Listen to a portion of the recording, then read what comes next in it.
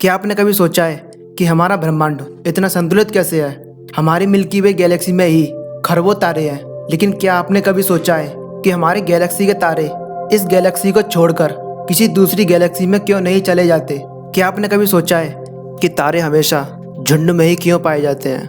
इन सभी सवालों का एक ही जवाब हो सकता है, ग्रेविटेशनल फोर्स यानी गुरुत्वाकर्षण बल। यही वो बल है जो पूरे ब्रह्मांड को संतुलित रखे हुए है, और इसी बल की वजह से तारे एक गैलेक्सी को छोड़कर किसी दूसरी गैलेक्सी में नहीं जाते हैं। लेकिन अब यहाँ पर सबसे बड़ा सवाल यह है कि क्या ब्रह्मांड में इतना मैटर यानी पदार्थ है जो इतना शक्तिशाली ग्रेविटेशनल फोर्स पैदा कर सके कि कोई भी तारा गैलेक्सी को छोड़कर बाहर न जा पाए। जो भी हम देख सकते हैं या महसूस कर सकते हैं, जैसे atom, particle, planet, satellite, stars and galaxy, इन सभी के भार को मिलाकर ब्रह्मांड में केवल 5% से भी कम इस प्रकार का पदार्थ मौजूद है, जिसको कि ऑर्डिनरी मैटर यानी सामान्य पदार्थ कहते हैं। खगोल वैज्ञानिकों ने जब मिल्की वे गैलेक्सी यानी हमारी आकाशगंगा का अध्ययन किया तो पाया कि गैलेक्सी के अंदर इतना मैटर मौजूद नहीं है जो इतना शक्तिशाली ग्रेविटेशनल फोर्स उत्पन्न कर सके कि हमारी गैलेक्सी के सारे तारों को एक ही गैलेक्सी में बांध रखे। अब यहाँ पर एक सवाल सामने आता है कि गैलेक्सी में इतना शक्तिशाली ग्रेविटेशनल फोर्स उत्पन्न करने वाला मैटर यानी पदार्थ ही नहीं है, तो फिर गैलेक्सी के सारे तारे कैसे बंधे हुए हैं? इससे पता चलता है कि गैलेक्सी के अंदर कुछ तो ऐसा है जिससे इतना ग्रेविटेशनल फोर्स उत्पन्न हो रहा है कि सारे तारे आपस में एक ही गैलेक्सी में बंधे हुए हैं। वैज्ञानिकों ने इस रहस्यमय चीज का नाम डार्क मैटर रखा। डार्क मैटर ही वो मैटर है जो इतनी शक्तिशाली ग्रेविटी उत्पन्न कर रही है कि संपूर्ण गैलेक्सी के तारे आपस में बंधे हुए हैं और संतुलित है। और मजे की बात यह है कि डार्क मैटर प्रकाश को ना तो एब्जॉर्ब करता है ना ही इसको रिफ्लेक्ट करता है। इसके इसी गुण की वजह से इसे देखा नहीं जा सकता। और सबसे बड़ी बात कि साधारण मैटर एटम और पार्टिकल से मिलकर बना होता है, लेकिन डार्क मैटर की ऐसी कोई भी जानकारी नहीं है जिससे पता चल सके कि ये किस चीज का बना हुआ है।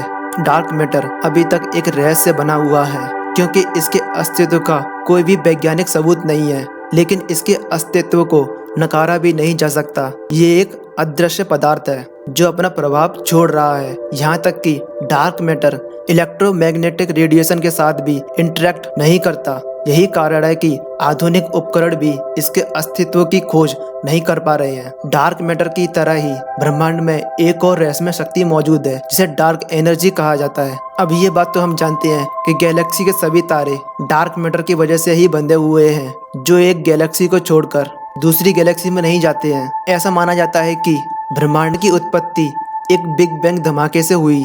उस धमाके की वजह से ब्रह्मांड में मौजूद सारा पदार्थ उस पॉइंट से दूर जा रहा है, या यूं कहें कि सभी गैलेक्सियां उस बिग बैंग पॉइंट से दूर जा रही हैं। जैसा कि हमारे न्यूटन साहब कह के गए हैं कि कोई भी ऑब्जेक्ट अगर मूव कर रही है तो वह तब तक मूव करेगी जब तक कि उस पर कोई एक्सटर्नल फोर्स उसके अपोजिट डायरेक्शन में नहीं लगाया जाए।